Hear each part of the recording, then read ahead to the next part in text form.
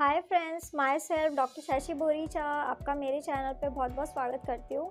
आज मैं आपको एक कंडीशन एक्सप्लेन करूँगी जिसका नाम है गॉल ब्लैडर पॉलिप। मैं आपको बताऊँगी कि ये क्या होता है, इसमें क्या क्या सिम्टम आते हैं, इसके कॉज क्या है और साथ ही साथ कुछ होम्योपैथिक मेडिसिन जो आप इस कंडीशन के लिए यूज़ कर सकते हैं। लेकिन उससे पहले आप प्लीज़ मेरे चैनल को सब्सक्राइब कर लीजिए और जो बेल आइकन है उसे प्रेस कर लीजिए ताकि आपको मेरे आने वाली वीडियोज़ का नोटिफिकेशन मिलता रहे।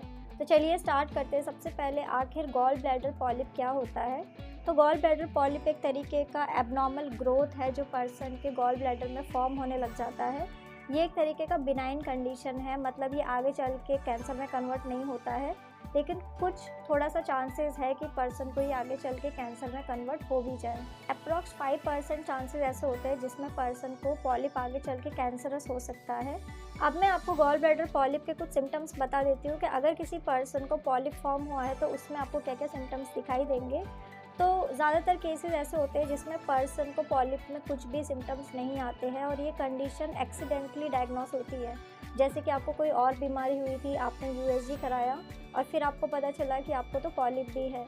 तो ये कंडीशन ज़्यादातर असिम्टोमेटिक होती है, लेकिन अगर किसी पर्सन को सिम्टम्स आते हैं तो उनको एब्डोमिनल पेन होना, फीवर होना, नॉजिया, वॉमिटिंग या फिर जॉइंडिस जैसी कंप्लेन हो सकती है। अब मैं आपको इसका कॉज बता देती हूँ कि आखिर क्या रीज़न है किसी पर्सन को गॉल ब्लैडर पॉलिप होने का। तो अब तक इसका कोई भी एग्जैक्ट कॉज नहीं पता कि आखिर ये बीमारी क्यों होती है, लेकिन ये फैमिली पे बहुत ज़्यादा डिपेंड करता है। अगर आपकी फैमिली में किसी को पॉलिप फॉर्म हुआ था तो आपको पॉलिप होने के चांसेस काफ़ी ज़्यादा बढ़ जाते हैं। इसके अलावा कई सारी बीमारियां हैं जो रिस्पॉन्सिबल हो सकती है, जैसे कि अगर किसी पर्सन को गॉल ब्लैडर में कोई इन्फ्लामेशन हुई थी, गॉल ब्लैडर स्टोन हुआ था, तब भी पर्सन को पॉलिप होने के चांसेस बढ़ जाते हैं। अब मैं आपको इसका रिस्क फैक्टर बता देती हूँ कि आखिर कौन कौन से लोग सबसे ज़्यादा रिस्क में होते हैं जिन्हें आगे चल के गॉल ब्लैडर पॉलिप हो सकता है। तो जैसे कि मैंने आपको पहले बताया कि अगर आपकी फैमिली में हिस्ट्री है गॉल स्टोन की, आपके फैमिली में किसी को गॉल ब्लैडर में स्टोन फॉर्म हुआ था, तो आपके चांसेस काफ़ी ज़्यादा बढ़ जाते हैं। इसके अलावा अगर आपके गॉल ब्लैडर में कोई इन्फ्लामेशन, कोई इन्फेक्शन हुआ था, किसी भी तरीके का इन्फेक्शन हुआ हो, चाहे वायरल इन्फेक्शन हो, तो भी पर्सन को आगे चल के पॉलिप फॉर्म हो सकता है। अगर किसी पर्सन को हेपेटाइटिस बी का हिस्ट्री है, पहले हो चुका है, तो उनके चांसेस हाई रहते हैं। अगर किसी पर्सन की बॉडी में कोलेस्ट्रॉल ज़्यादा है तो उनके चांसेस हाई रहते हैं।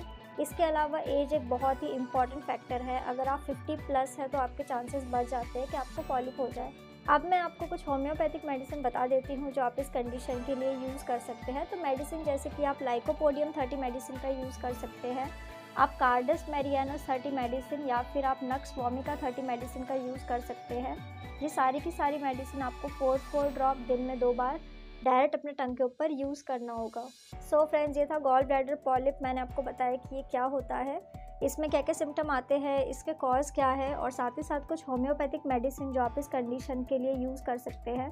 तो अगर आप किसी भी कंडीशन के लिए मुझसे कंसल्ट करना चाहते हैं तो आप मुझे मेरे व्हाट्सएप नंबर पे मैसेज कर सकते हैं, मैं आपको रिप्लाई करूँगी। तो अगर आपको मेरा ये वीडियो यूज़फुल और इन्फॉर्मेटिव लगा हो तो आप प्लीज़ इसको लाइक कर दीजिए और साथ ही साथ आप मेरे चैनल को सब्सक्राइब कर लीजिए और जो बेल आइकन है उसे प्रेस कर लीजिए ताकि आपको मेरे आने वाली वीडियोज़ का नोटिफिकेशन मिलता रहे। तो आज के लिए बस इतना ही। Thank you.